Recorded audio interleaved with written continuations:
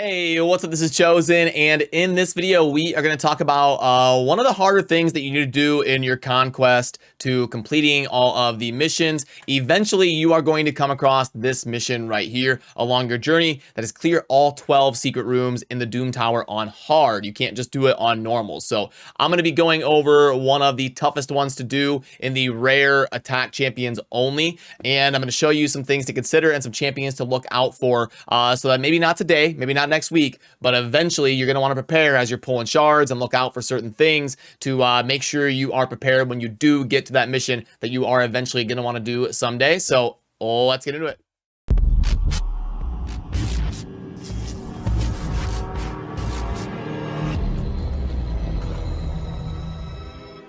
Alrighty, so first of all, let's go over the team that I am using to completely smash this rare attack champion only on full auto, and I'll walk you through the thought process that went into it. So we've got the Void Rare Ashwalker as my leader. Now, Ashwalker is kind of handy because we're going to be getting a speed aura for all battles. He's a rare champion. It's not going to be super amazing, but it is speed of 12%. And then we are getting an AoE weaken, which is a tough role to fill for rare champions only. Defense break can be a little bit easier. You've got some options like War Maiden, farmable from the campaign, and a few other choices, but AoE consistent weaken with a 100% chance is tough to get. Worth noting, it is the baby version of 15%, but it is still AoE weaken on a rare, which is nice, and we are also getting a fairly reliable stun that can also decrease the turn meter of all enemies if critical. So very good on a rare. And then the A1 here is going to reset the cooldown of the Devastator ability, which is the A2, to help us cycle through more stuns and more turn meter suppression as a void legendary or as a void rare that is never going to hit weak. So I think Ashwalker is a pretty solid one to watch out for, kind of randomly when you're pulling shards, and make sure to have it ready to go for when you get to a room like this. Next up, you can see that I've got Kurzad in there, and Kurzad is another void rare you may want to watch out for that can come in pretty handy for this room because we are going to be getting the defense down right here to pair with the weaken that we're placing from Ashwalker. Now, there are better options for getting defense break, like War Maiden, for example, but War Maiden is affinity, so she can hit weak and miss those, and we're not going to be getting the other utility that we get here from Kurzad. War Maiden, besides her defense break, is pretty squishy and pretty worthless, but with Kurzad, we're getting another AoE that is also going to fill his turn meter. So if you build him in high speed, you can really crank out a lot more turns than you can with War Maiden, and also because of the fact that Kurzad has two different abilities that are AoE. We've got the A2 AoE, A3, attack all enemies. So what that's going to enable us to do is build Kurzad in a stun set. The stun set is a huge portion of unlocking, making this room a lot easier. And he's got two different AoEs. Great candidate for a high speed stun set setup, and I think is going to overall bring a lot more value than someone like War Maiden. Next up, you will see that I've got Kale, good old trusty Kale. Really, any starting champion can go here. Really, any champion can go here, honestly. This is kind of a flex spot.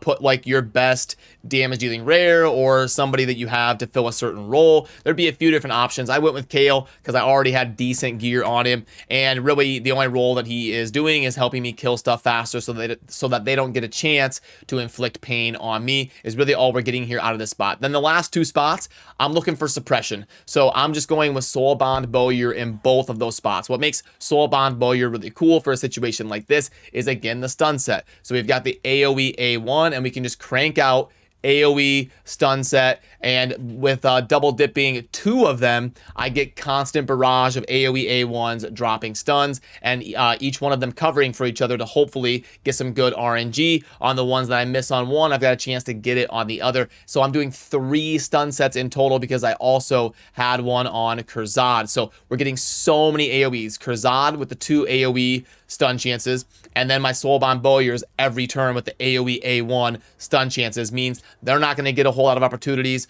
to do a lot of damage to me, and I am doing both weaken and defense down and letting my Kale slam them down by dealing a bunch of damage. Now, if I was designing this team perfect and min-maxing it, I would have the Kale be a little bit slower than Kurzad. I would want Ashwalker and Kurzad to be faster than Kale. You would want whoever you put in that flex spot as your damage dealer or whatever to be going going last to take advantage of the defense down and the weaken. And I could also build the two soul bond bowyers way faster. Their speed is kind of irrelevant. You just want to be spamming the A1 with them every time. So really, you can build them 300 speed if you want. The one you want to focus on is getting the right rotation of the two right there, your defense down and your weaken and your KO. So I just want to point out that I know it's not a perfect rotation, but I'll kind of show you it here in action.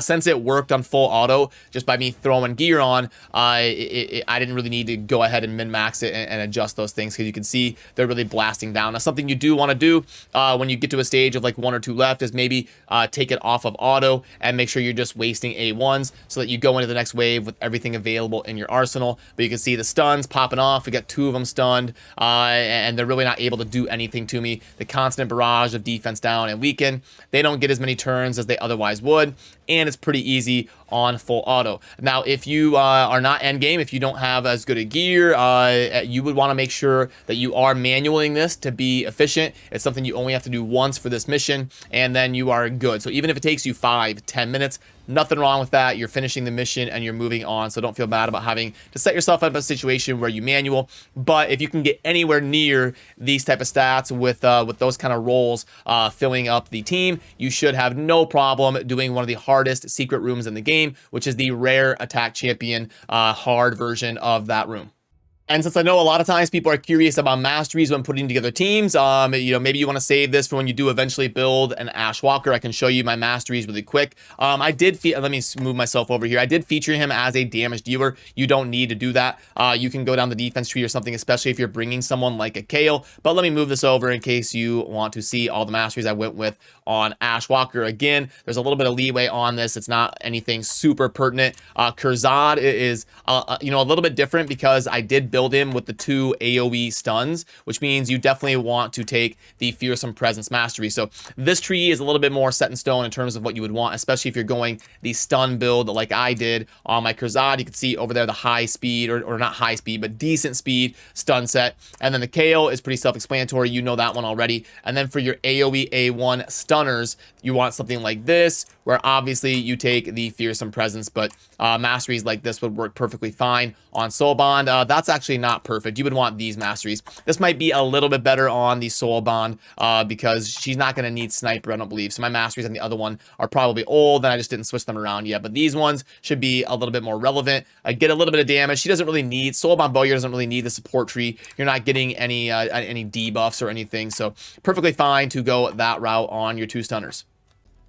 Now we'll quickly go through a few champions that I think would make sense if you don't have the exact team that I have, maybe to watch out for in terms of rare attack champions that would help you in clearing this room. I think a really good one to start with is going to be a newer champion to the game that wasn't in the game on release but was added, and that is the rare attack champion Dagger. We get the AoE Void Affinity big version of defense break. Worth noting, it does only book to a 75% chance, but she is a great option in terms of filling the defense down role for you, and does bring a lot more value than a War Maiden, because the A1 and the A3 are going to do a lot more than War Maidens will, and she's Void Affinity. Scrapper in the Barbarians could be a decent option, not as good as Dagger, but does have the ability to self-shield, which will be nice. Shields in this room are going to be really good, especially if you have him in like a high damage lifesteal set or something, constantly placing these shields and healing himself. He could be somebody to slot into that flex spot where I had Kale and be a decent damage dealer with some self-sustain. And not like a top tier perfect option, but the 2 Houndspawn and Hellfang, the 2 duo dogs that pair with each other, are really not that bad for a room like this. If they're on the same team, you get AoE that is going to ignore defense. If they're under freeze, you get defense down and stun on the A1. And then Hellfang is going to be pairing with that to help ignore defense by providing the freeze, which is CC and more damage. And then you get the weaken that pairs with the defense down, and then put targets skills on cooldown to go with the stun that Houndspawn is doing on the A1. So really not that bad of an option if you replace one of them in my Kale spot, and then maybe replace one of the Soul Bond Bowyers. Could be a decent tandem if you're really strapped for options to go into that room with.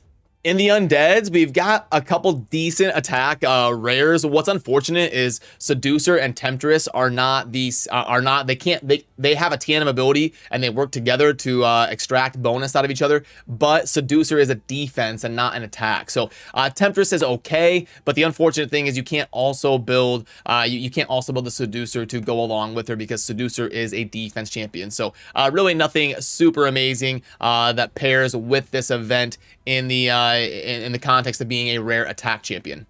In the Dark Elves, you've got a couple really good options in Kale, and honestly, Judge is okay, a decent one to look out for. Got a passive here to place an accuracy down, speed, attack, and defense break. So really a pretty solid passive for a rare, so look out for him. You'll probably have a decent Cold Heart build. Cold Heart's not great in this context, but she's a decent option if you have really good gear on her and you already have her invested in with books and all that. So hopefully that gives you a little bit of context on the thought process and some champions to maybe watch out for randomly, not as an emergency, but as something to plan for the future in your account, and just something to be aware of and take note of, because the day will probably come at some point that you want to finish this room in order to get all of your progress missions done. But let me know down below if I missed any champions that you think were worth bringing up, or your experience on finishing this room, and anything that I forgot to mention in this video would be super handy to have down there in the comment section as well. So as always, thanks for watching. Have a good rest of your day. Peace.